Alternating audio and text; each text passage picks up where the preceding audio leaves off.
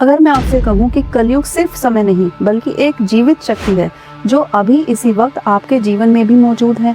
और सबसे चौंकाने वाली बात, उसे यहाँ रहने की अनुमति किसी और ने नहीं बल्कि एक राजा ने खुद दी थी।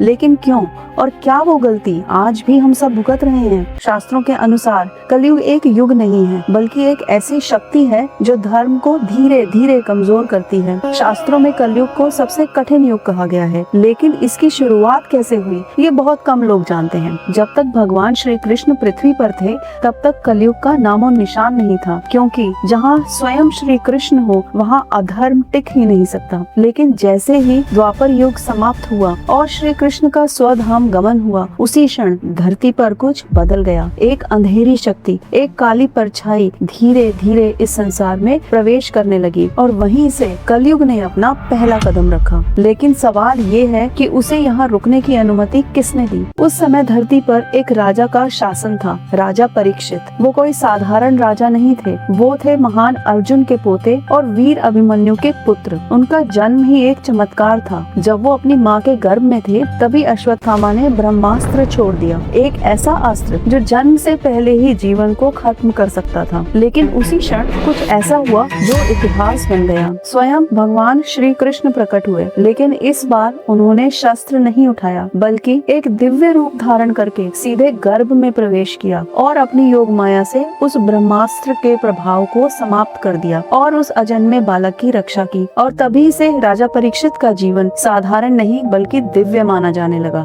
राजा परीक्षित एक धर्मपरायण, न्यायप्रिय और प्रजा के सच्चे रक्षक थे। उनके राज्य में प्रजा सुख शांति से जीवन जी रही थी। ऐसा लगता था जैसे द्वापर युग की मर्यादा अभी भी जीवित हो। लेकिन समय कभी एक जैसा नहीं रहता, क्योंकि कहीं न कहीं कलयुग अपनी पहली चाल चलने की तैयारी कर चुका था। एक दिन राजा परीक्षित अपने राज्य का निरीक्षण कर रहे थे, तभी उनकी नजर एक ऐसे दृश्य पर पड़ी जिसने उन्हें अंदर तक झकझोर दिया। एक व्यक्ति निर्दयता से बार बार प्रहार कर रहा था, एक गाय और एक बैल पर। लेकिन ये कोई साधारण नहीं थे, वो गाय स्वयं धरती माता का रूप थी और वो बैल धर्म का प्रतीक था। धर्म अपने चारों चरणों में से 3 खो चुका था, अब वो सिर्फ एक ही पैर पर खड़ा था और उसी एक पैर को भी तोड़ा जा रहा था। राजा समझ गए ये कोई साधारण मनुष्य नहीं है, ये था कलयुग। राजा ने तलवार निकाली, लेकिन कलयुग उनके चरणों में गिर पड़ा। मुझे मत मारिए राजन, आप मुझे रोक नहीं सकते। आप मेरा आना निश्चित है, लेकिन मैं कहाँ रहूं ये निर्णय आपके हाथ में है। राजा ने कहा, तुम्हारे लिए इस धरती पर कोई स्थान नहीं है। लेकिन बार बार विनती करने पर राजा ने उसे कुछ स्थान देने का निर्णय लिया। राजा ने कहा, तुम जुआ में रह सकते हो, जहाँ इंसान किस्मत के भरोसे अपना भविष्य तय करता है। तुम शराब में रह सकते हो, जहाँ इंसान अपनी समझ खो देता है। तुम अनैतिक संबंधों में रह सकते हो, जहाँ विश्वास टूट जाता है। और तुम हिंसा में रह सकते हो, जहाँ दया खत्म हो जाती है। लेकिन कलयुग ने और स्थान मांगा। तब राजा ने कहा, तुम सोने में रह सकते हो। और यही सबसे बड़ी भूल हो गई, क्योंकि सोना सिर्फ धन नहीं, लालच, मोह और अहंकार है। कुछ समय बाद राजा ने स्वर्ण मुकुट धारण किया और उसी क्षण उनके मन में बदलाव आने लगा। शांति की जगह अहंकार और अस्थिरता ने ले ली। एक दिन वो एक ऋषि के आश्रम में पहुँचे, लेकिन उत्तर न मिलने पर क्रोध में आकर उन्होंने एक मरा हुआ सांप ऋषि के गले में डाल दिया। जब ऋषि के पुत्र को ये पता चला तो उन्होंने श्राप दिया, 7 दिन के अंदर तुम्हारी मृत्यु सांप के डसने से होगी। श्राप मिलते ही राजा को अपनी गलती का एहसास हुआ। उन्होंने राजपाट छोड़ दिया और गंगा किनारे जाकर भक्ति और ध्यान में लीन हो गए। 7 दिनों तक उन्होंने केवल भगवान का स्मरण किया, न कोई अहंकार, न कोई क्रोध, बस शांति। 7वें दिन वो समय आ गया। तक्षक नाग आया, लेकिन राजा भयभीत नहीं थे। उनका मन पूरी तरह से शांत था, क्योंकि वो जानते थे कि ये कलयुग का प्रभाव है। और फिर तक्षक के डसने से उनका जीवन समाप्त हो गया। लेकिन असली कहानी यहाँ खत्म नहीं होती, क्योंकि ये एक सीख है। कलयुग बाहर से नहीं आता, वो धीरे धीरे हमारे विचारों में प्रवेश करता है और हमें ऐसे फैसले लेने पर मजबूर कर देता है जो हम सामान्य अवस्था में कभी नहीं लेते। तो अगली बार जब आपको लगे कि आपका मन बदल रहा है या आपके फैसले गलत दिशा में जा रहे हैं, तो एक पल रुक कर सोचना, कहीं ऐसा तो नहीं